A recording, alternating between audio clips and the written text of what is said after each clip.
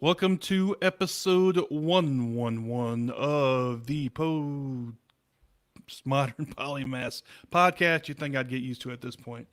I'm Chris. Lyman is wandering about somewhere. I went ahead and I'm starting the show now.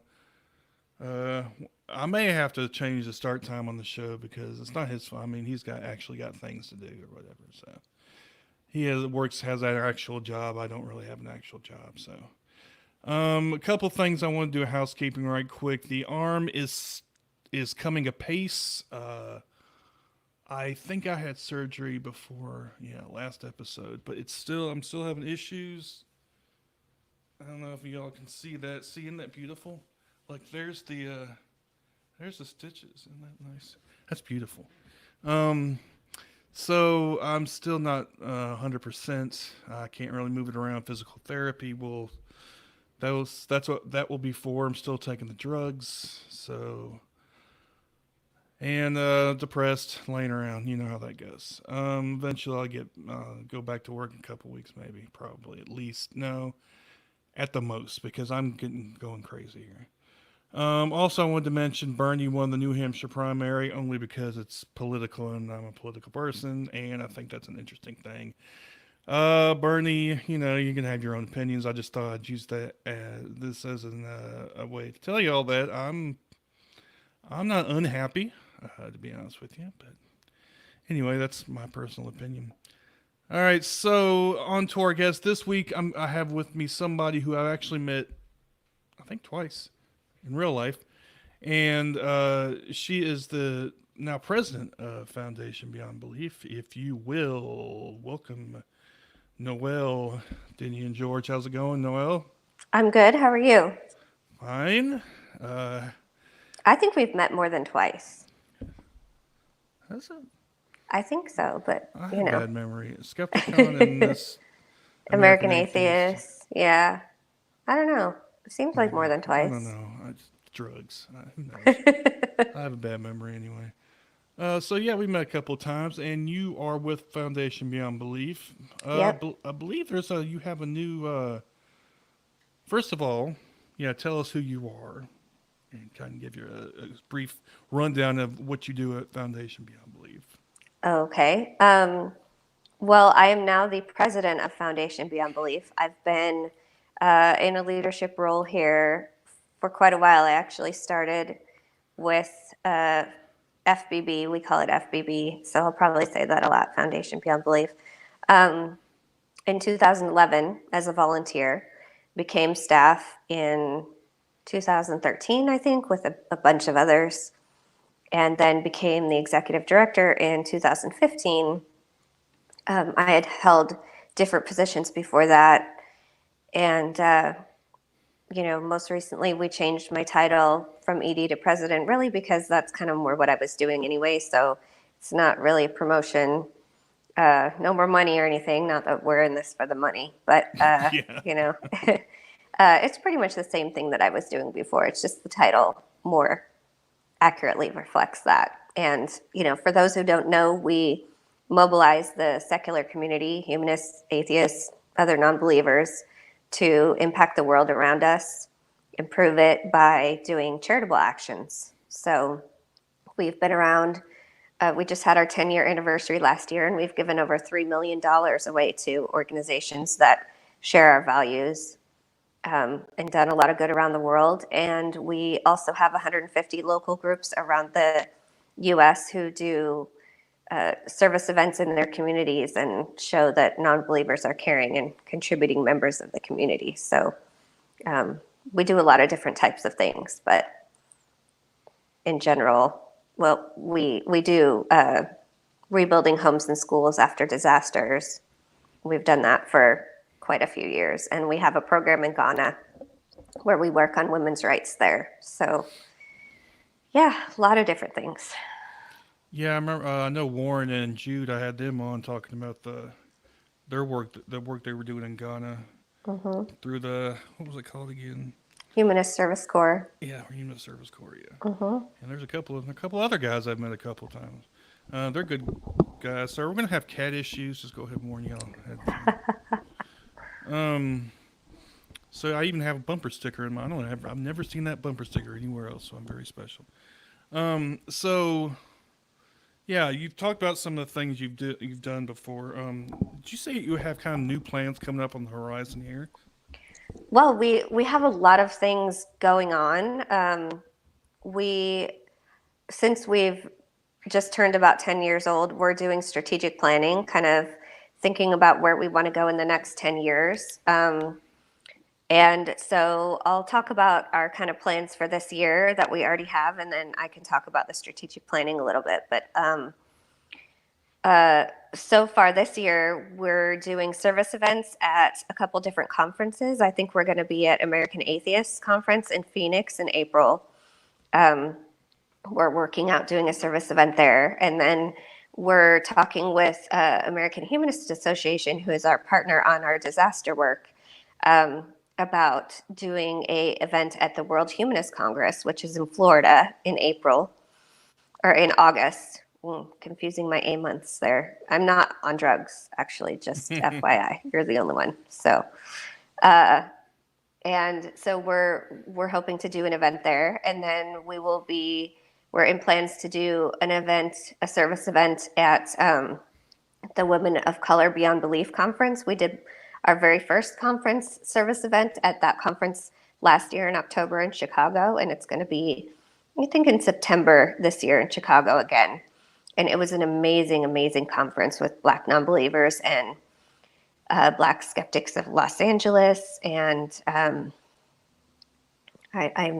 forgetting a group, but amazing conference. And I'm also going to be speaking at the Black Nonbelievers Sea Convention, a cruise in November. I've never been on a cruise, so I'm very excited, and we're hoping to do some kind of service event there. So we have a lot planned in partnership with other organizations this year in terms of conferences, but also we have a volunteer deployment to the Bahamas with Secular Student Alliance in March.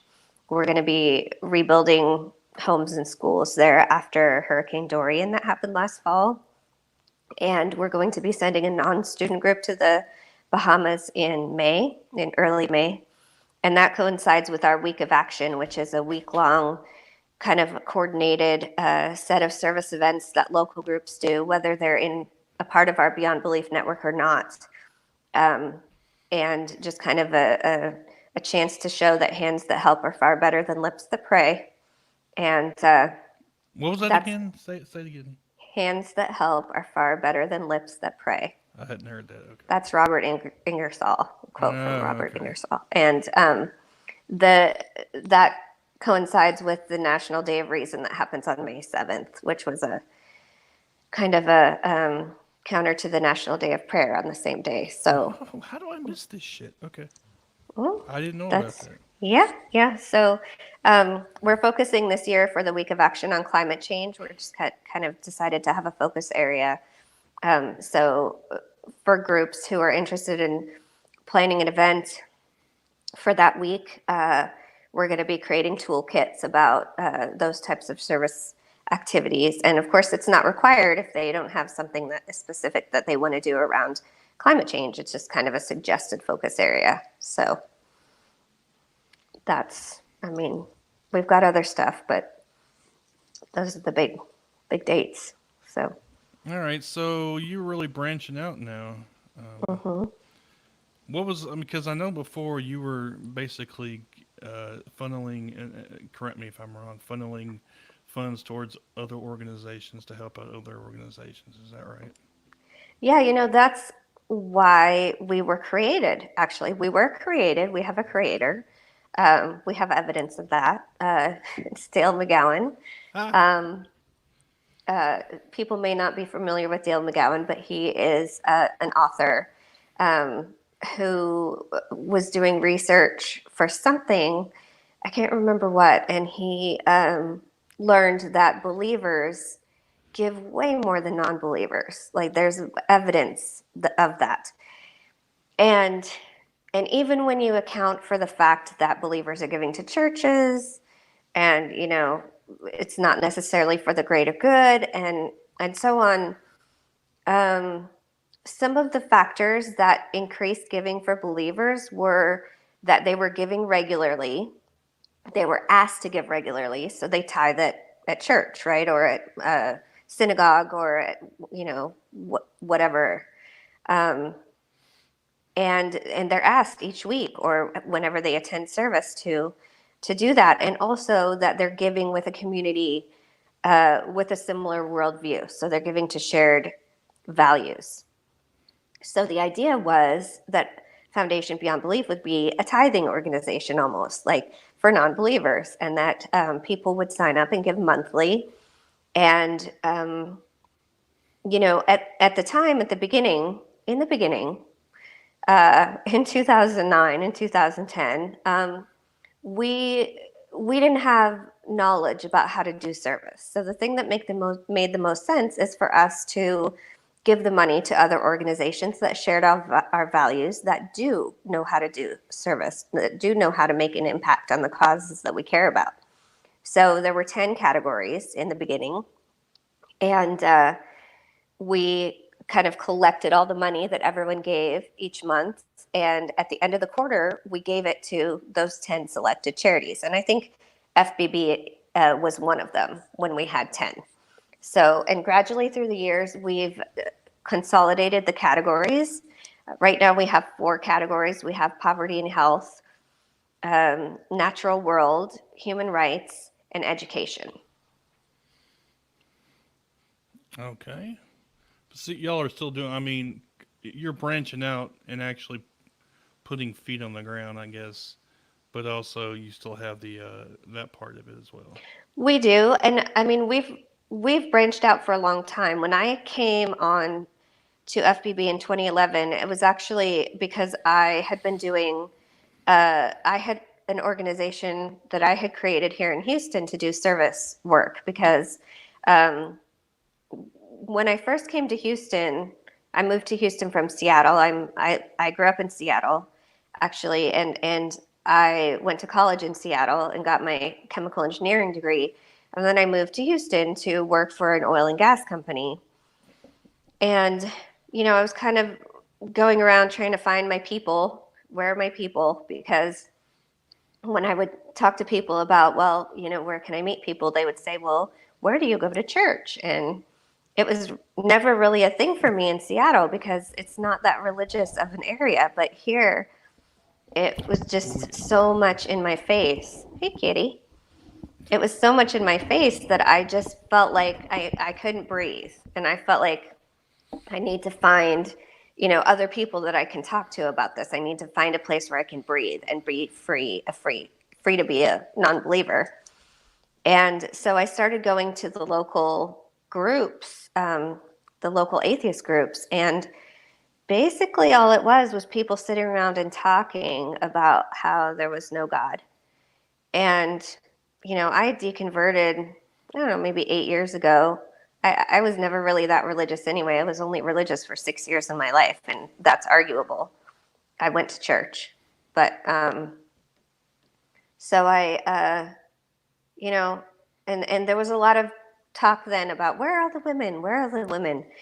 And I thought, well, we need to have different types of events to attract different types of people. Like, this is boring to me. I'm a doer. I want to do something. So let's do service events. So I thought, well, that will also be a great way to get out into the community and to disarm some of those stereotypes that people had, and some still have, about non-believers, about atheists. So I created this organization to do that, and did that for a couple years. And then at one point, there was talk about merging all the organizations that were doing philanthropic work, all the national organizations, and only 2 of those ended up merging, which were mine and Dale's. And so I went to work under Dale, and merged my organization into his, because they were wanting to do kind of a local group program, which is what we have now, the BBN, Beyond Belief Network. So we have the 150 local groups and a couple international groups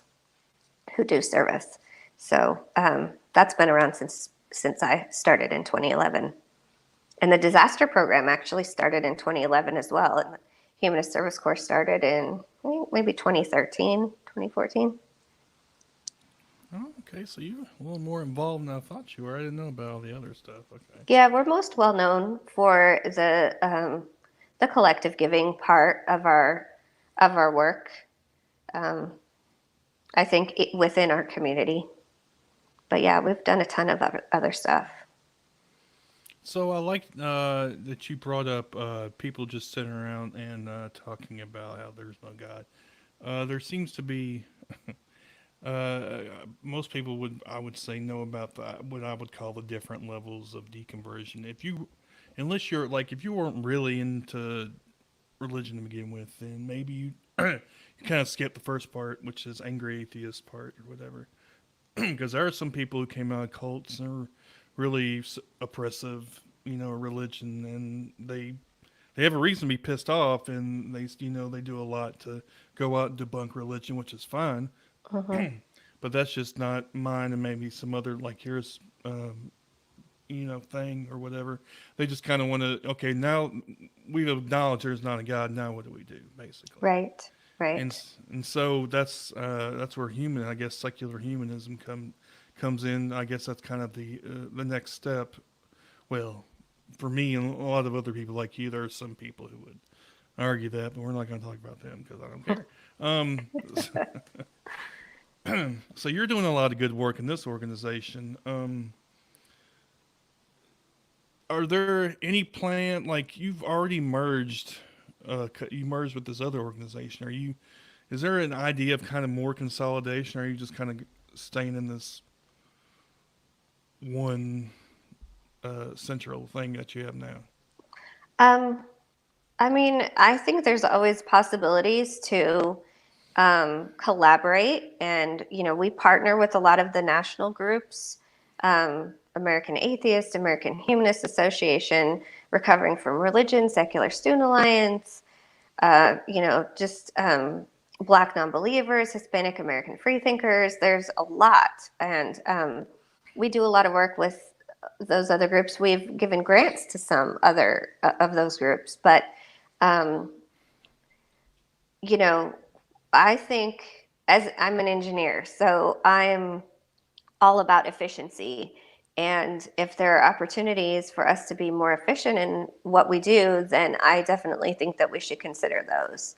Um, I wouldn't say that there's any plans for any mergers in the works, and I don't know that any other groups do what we do.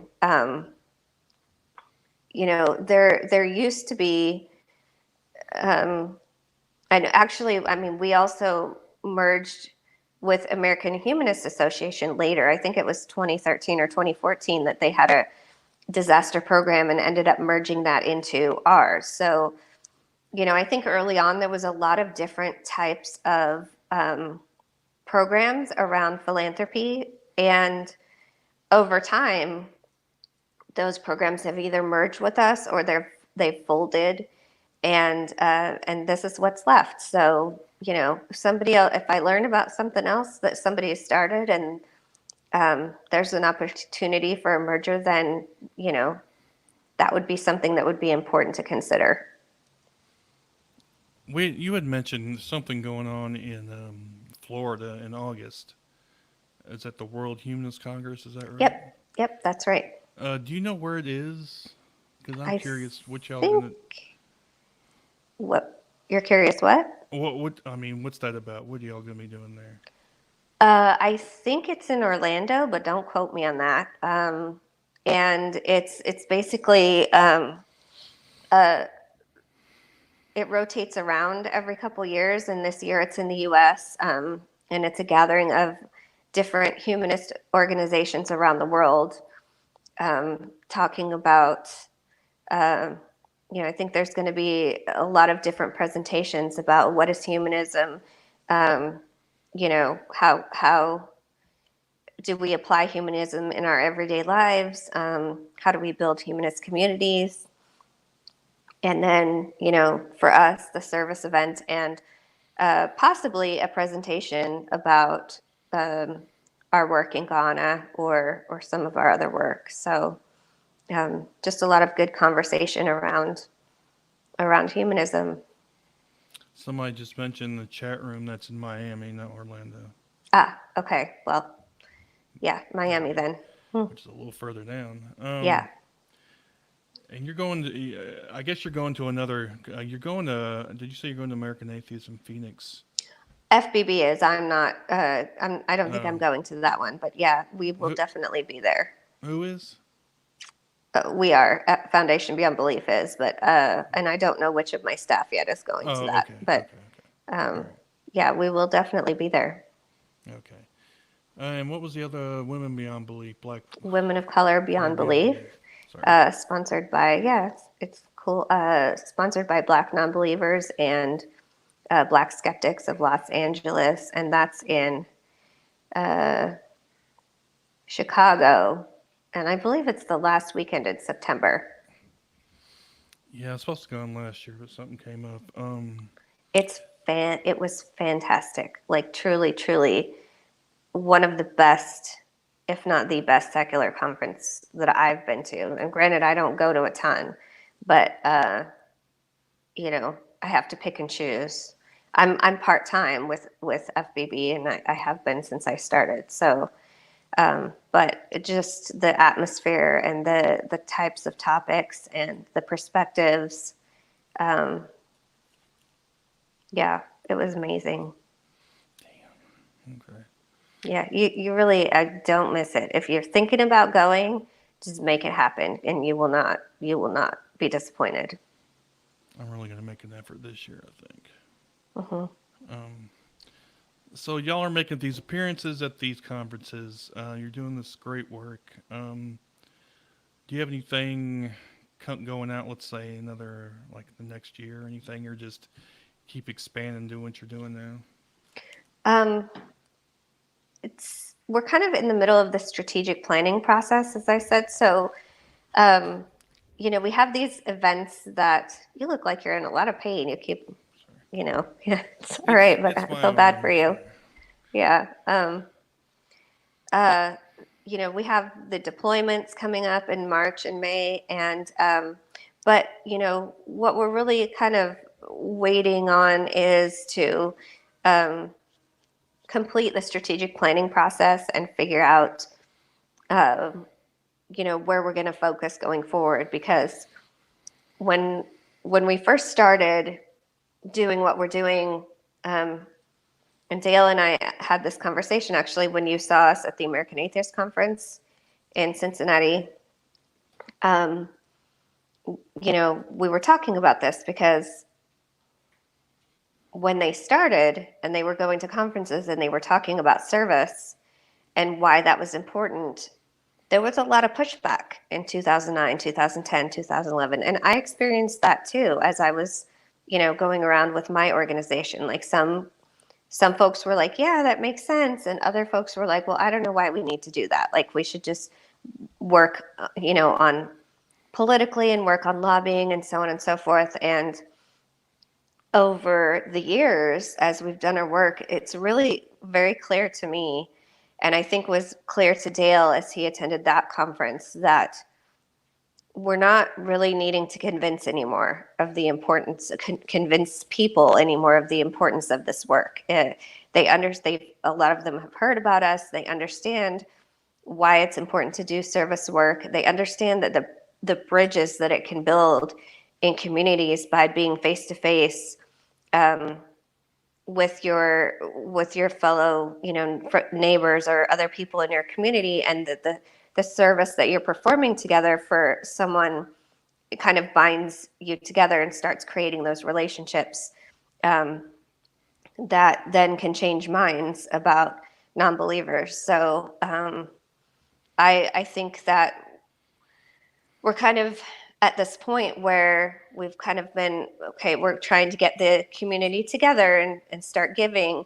And now we're getting to the point where we really need to say, now that this is starting to happen, where are we going to focus our energy outside of our community, where we have enough to make it a really amazing, positive impact? Where do we want to make that impact? What are we uniquely positioned to do that would really make a difference in the world? So that's kind of the ideas around that are kind of what we're circling around, the board and myself, to figure out where we want to go from here.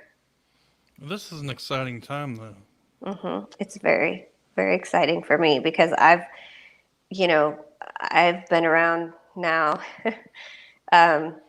since 2009 and attending, like, not just, but even before that in my local community, but really I started attending national conventions and leadership meetings in 2009.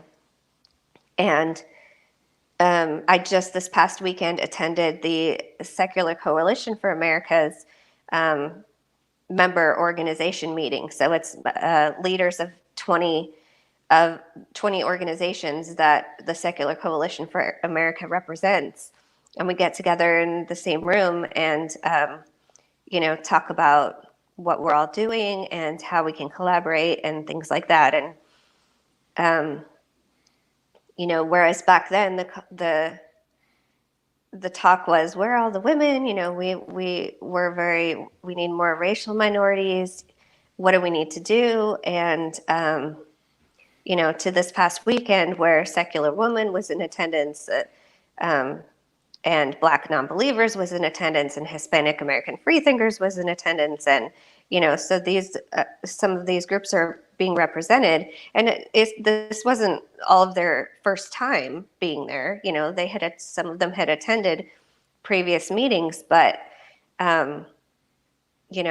it kind of felt like, and the conversations that were happening felt like progress when I would reflect back on the beginning. So it was very exciting.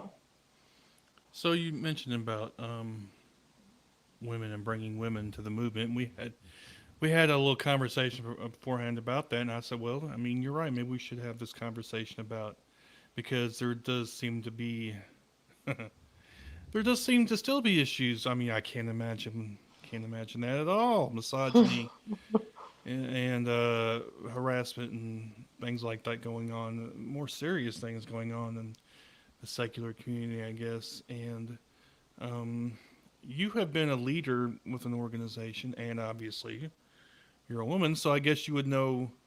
Well, you've also just been in general. So let's kind of go into that a little bit. How hard has it been for you over the years being a woman in this kind of movement?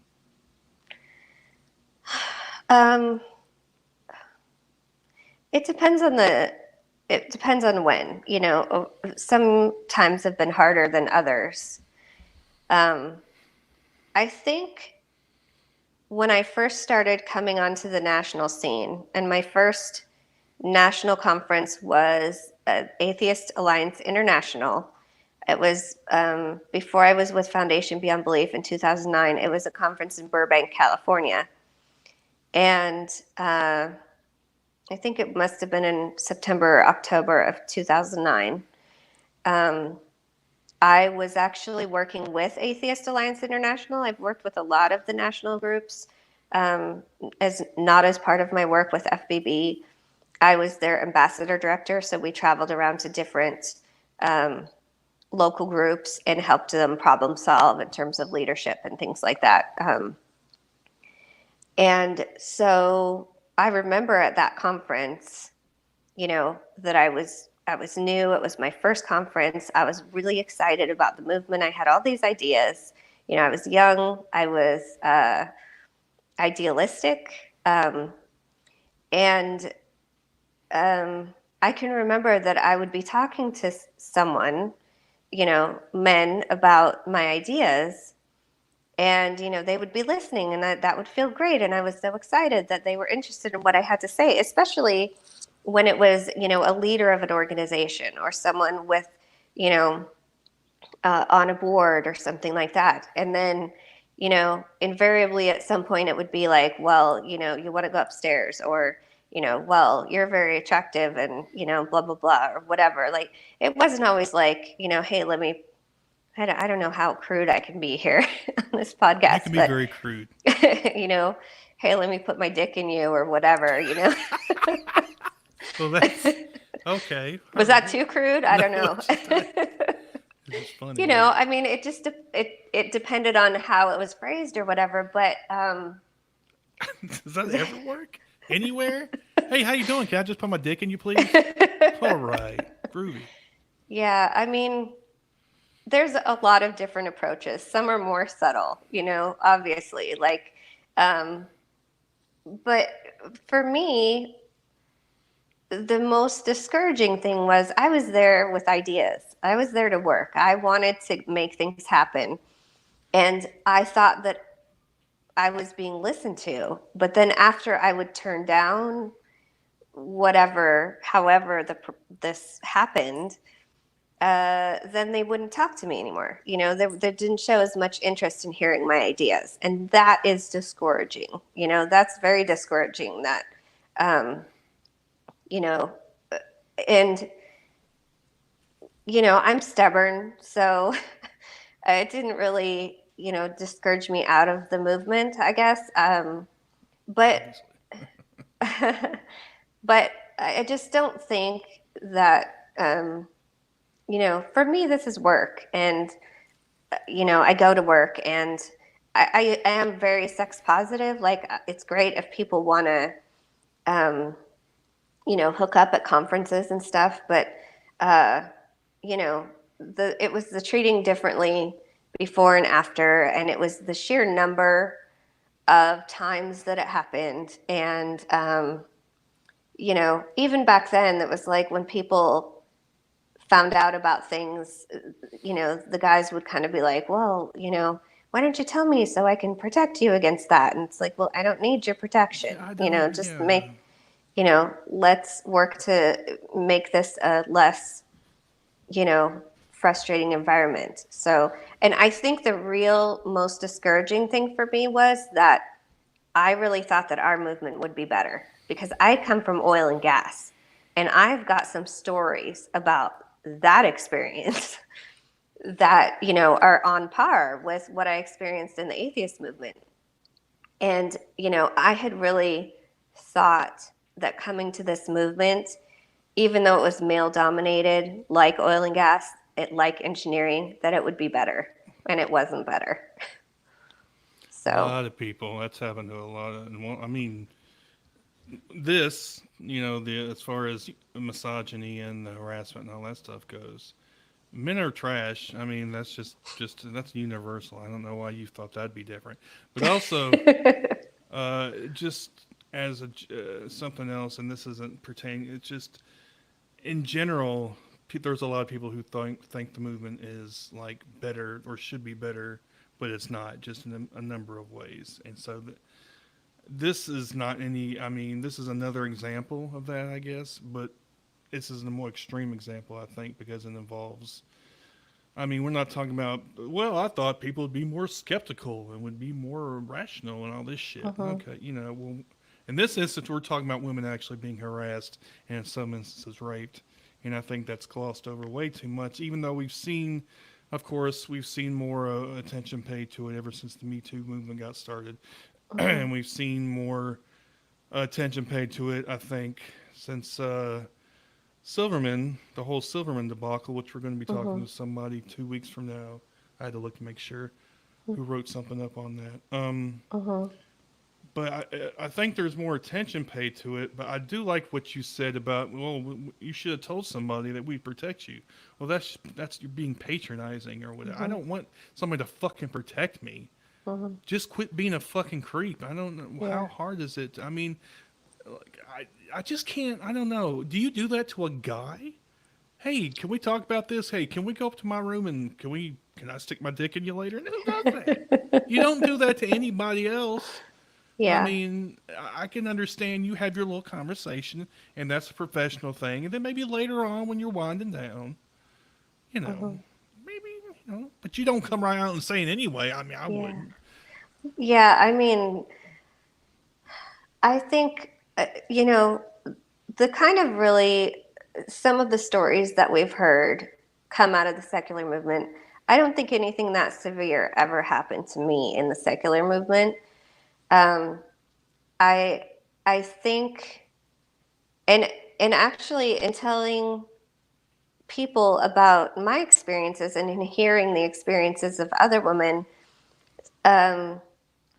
I think one of the key issues is this power differential that people have. So, you know, it's one thing to hit on somebody or whatever and to ask them if they want to, hook up.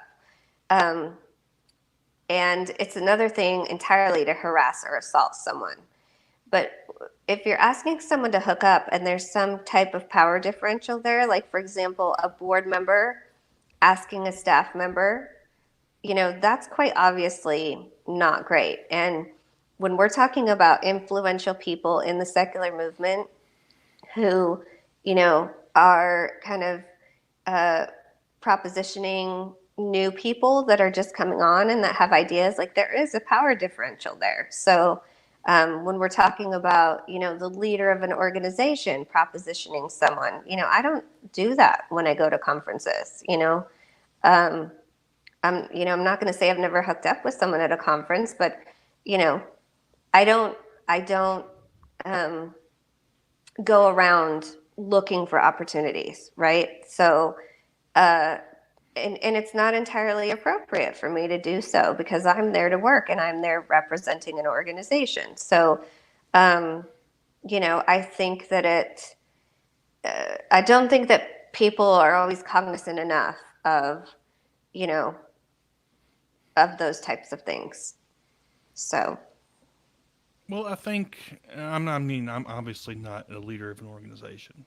Well, my organization of two, but yeah. I mean, I gotta think if you're going to one of these, you have to keep in mind, like you just said, that you gotta keep in mind that you are representing this organization, and you got to be professional or whatever. I mhm, mean, and yeah, I mean, I guess there could be a little leeway if it's like the power differential isn't, if you're not directly, to me, if you're not directly like trying to get somebody's assistance or help with somebody, or if it's a not direct subordinate, or if it's somebody you happen to know from something else, whatever, and it just happens, it happens to occur. That's fine, I guess. But I mean, that should not be your main concern, like you just said. Although mhm, it does seem, and I'm not gonna. I think a lot of, I can speak for myself. I mean, when you're around people who you're not usually around, you don't see very often, and there's just this kind of excitement.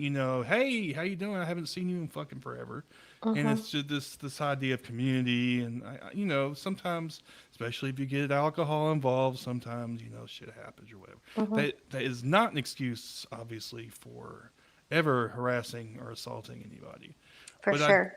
but I do think that some people maybe cross the line in that aspect without really even taking that into consideration Mhm. a lot of times. But it seems like Yeah. Yeah. uh, And I've seen, board members um, or like large donors, like influential donors who have a lot of money, proposition staff members of organizations or board members, Um, so, I think there are cases. That's the thing is you could never really draw this black and white line and say all of this is okay and all of this is not okay when it comes to um, no, I'm not talking about harassment. I'm not talking about assault. I'm talking about hookups and hitting on people and stuff. Um, but I think people could be cognizant of the fact that if it happens a lot to somebody, it might get kind of old. If it happens, if you go to a conference and you're there to learn and you're there to know more about atheism or find out more about the community and kind of left and right, it's like, okay, well, let's go up to my room and talk about it or whatever. It just gets old. yeah, And just it gets kind of anybody. devaluing. And so when the conferences have been, uh, the conferences used to be, and there used to be a few people that kind of, um, it seemed like that it was their kind of own personal hookup, like factory or whatever. Like um, then it made it not great for some of us, and that's valid. Whether, you know, whether that's entirely in another situation would be appropriate when it's happening 10 times in one night or 10 times in one conference or whatever, then to hear the feedback of people who are saying it's like microaggressions, we, white folks do microaggressions all the time. And the whole idea of a microaggression is like, this is something that it's small, but it happens over and over and over and over again to the point where it's like really detrimental. So Right, yeah. it's And kind of, I think it's similar to that. and God forbid if you say because you get enough and you get pissed off because this shit keeps happening over and over again. Hey man, why don't you just calm down, man? It was just one time. What are you getting so Yeah. upset for? You Yeah. know. And that's the thing is, we might a woman might not necessarily react like, she might have a reaction like, why the fuck you want to ask me that or whatever, but she might also just the response might, like, for me, I never did that. I just went back and was like really discouraged and frustrated and tired of it. And some women probably left because of it. Some women probably, I don't know what, just different people have different reactions. So, um, yeah, Well, that I it is think. better now. Yeah, it seems to be better now, especially with the rash of kind of these accusations that have been different personalities. I'm sure everybody knows about. I'm not going to get into, but it just these higher limit. I think that just powerful men, regardless of where, when, whatever. Not always, but they just seem to be prone to just think they can get it, would take whatever they can fucking get. They can just get whatever they want, and that just happens, and it's disgusting and it's discouraging, but unfortunately that happens way too much in a patriarchal society. I do think, like you said, some more attention has been paid because of every his recent historical events. But I just hope it doesn't kind of get okay, well we fixed it now. Okay, let's just go back to business as usual. And that's always a fear, I think.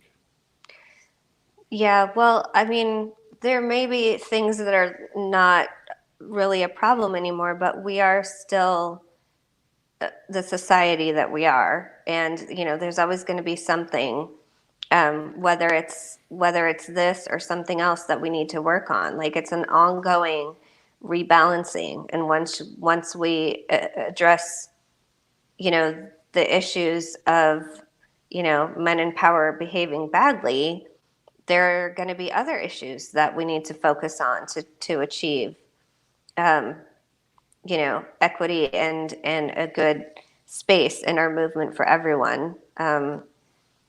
And so, I don't think it's kind of like doing, our work in Ghana is, we're working to make it anti-colonialist. And, that requires digging into ideas about, white saviorism and racism and the kind of in-group and out-group attitudes that led to colonization and the stealing of resources by countries in Europe from other places, um, and that still happens today. And so uh, there's always going to be, it does require a continuing attention turned inward to evaluate um, our attitudes and ideas that we grew up with, and kind of trying to shed those and rebalance those. So,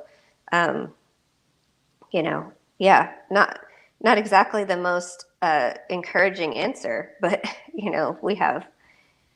we have a lot. There's a lot to do. But we do have, I mean, we have an increase. We do have women in power in some of these organizations, which is a positive. It is. Yeah, like yourself, and of course, uh, my favorite person in the world, Mandisa Thomas. I was thinking of her too. Yeah, she's amazing. I think I have met her several times. I don't know how many, but she's somebody who I really admire, mostly because she's always down to earth. To me, she's always honest. I don't know. She's got like a Zen thing going on. I don't know how the fuck she keeps her fucking temper half the time because there are people who really try her, and I just don't know how she does it. It's incredible to me. She's somebody I Yeah. always admired. Of course, like you were saying, the women. I still can't get it right. What is it? Women of Color Beyond Belief. Is that right? Women of color beyond belief. Yeah. Yeah. And there's other organizations. I'm probably forgetting some, but I mean, as long as we get more and more women in those, well, fuck. As far as that goes, and women in power anywhere. If we had more women in Congress, more women in fucking, literally in any fucking power position, I'd be fine with that anyway. But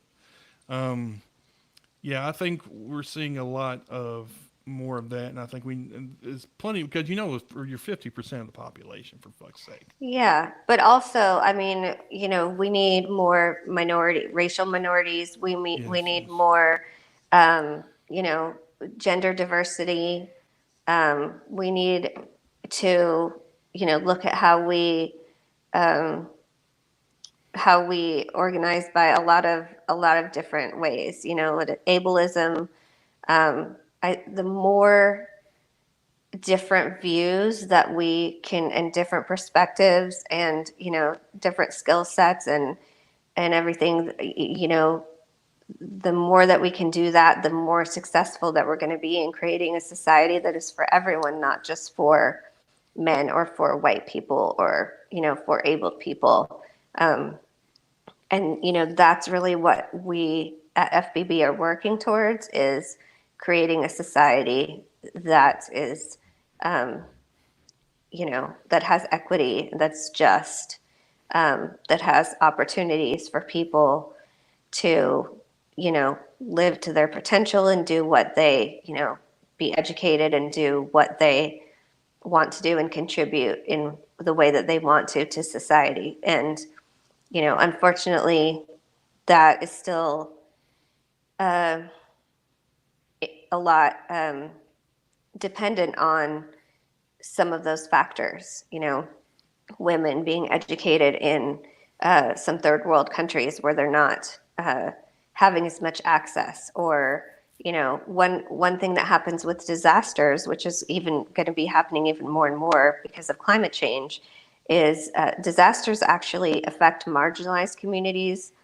a lot more severely than they affect um, majority communities, because when you lack resources, or you lack opportunity, or you don't necessarily have a safe place to go, or if you're trans and there's a shelter and they're trying to get you to a shelter from after a disaster, and they're trying to they have it separated by gender, and they're not letting you go to the part of the gender that you are, or if you don't have financial resources to get out and get a hotel, then maybe you're staying where you are, and you know then maybe you have an injury, and that uh, impacts you even more financially. So people that lack resources and that are marginalized in certain ways and that aren't getting fair treatment, it just is that much worse after a disaster. So um, there's uh, a lot that we try to do when we do our disaster work around trying to focus on those communities and make sure that they're getting the resources they need. Like Puerto Rico is a good example. Jesus. They didn't get their funding. They didn't get their funding. Um, then they had the earthquakes, and they hadn't even recovered from Maria in 2017, and so you know whereas Harvey hit Houston, I'm in Houston. We tried to evacuate. Half my neighborhood got flooded, but um, Houston was the first disaster of that year, and it got a lot of funding. And Maria was after Irma. There was Harvey, and then there was Irma, Hurricane Irma, that hit. Florida, and I think the U.S. Virgin Islands, and then there was Maria, and by that time, a lot of the giving had already happened. Harvey was very much in the media, and a lot of pictures, and people could see, and so Maria didn't get as much nonprofit funding, and that there were reasons for that, but there was really a greater need in Puerto Rico, for sure. And Houston has a lot of funding now, still, for Harvey, and Puerto Rico still hasn't even gotten all their funding. So these are the areas that we try to focus on and try to make sure that people get the help that they need. Well, of course, Puerto Rico, we all know some of the story behind that is the Orange Overlord is a fucking petty tyrant, and he got mad. He got his feels hurt. His feels hurt because the mayor of Puerto Rico or whatever called him out because he's a douche or whatever, and now he won't give him any money. I guess he's petty, and so we have to rely on fucking private organizations such as yours and others to help them out because the fucking feds ain't doing nothing about it apparently.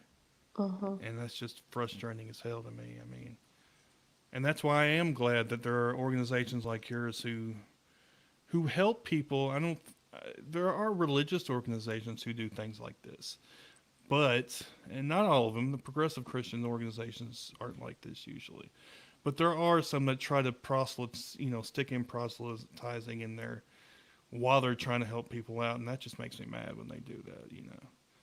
Again, I'm not saying all of them, but there are some that don't. But at least in the secular organizations, they don't try to proselytize to you. Yeah, I mean, then we would be just as, hypocritical as the organizations that do that. And that's one of the, that's always been one of the requirements for organizations that we give grants to is they have to be secular, they have to be evidence-based. We've turned toward a much more community-led model with organizations that we give to. So we like them to be led by members of their community. So we definitely research pretty thoroughly all of the organizations that we do give money to and make sure that they are in line with the values of humanists and other non-believers. So, well, unless you're come up with these people who say secularism is somehow a religion in and of itself. If there are those types who say shit like that, which I always don't. I was like, what are you saying? Religion?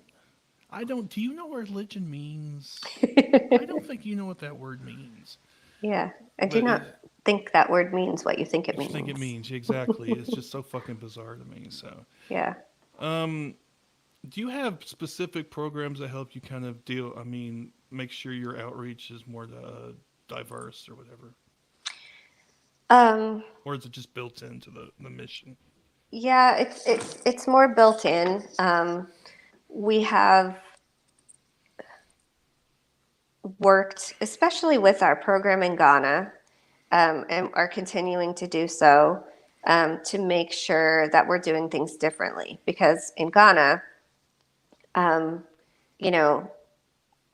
people came and, took slaves. And, there's a long history of colonialism in Ghana. And Ghana did not regain its independence until, I can't remember the year, but it was in the 19th century. Most of those countries, the mid 20th century. Yeah, 20th century.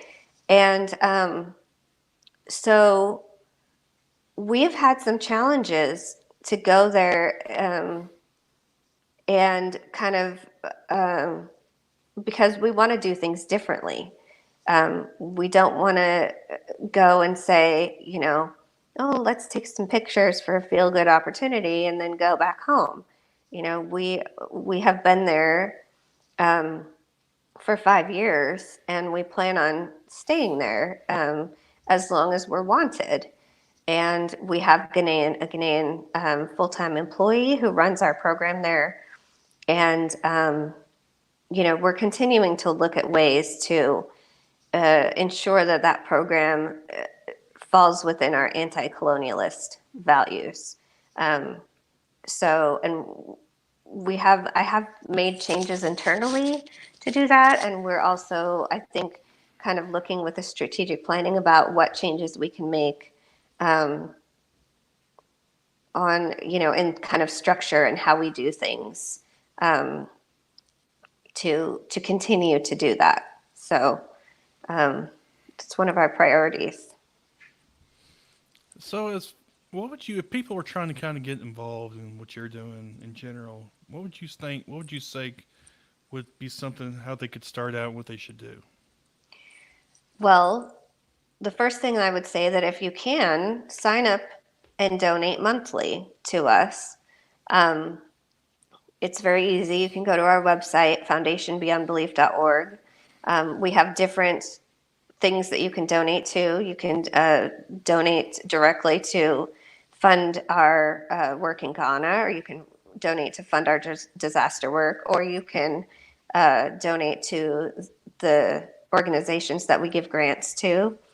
But the best one of the best ways to help is to contribute and to help us kind of show that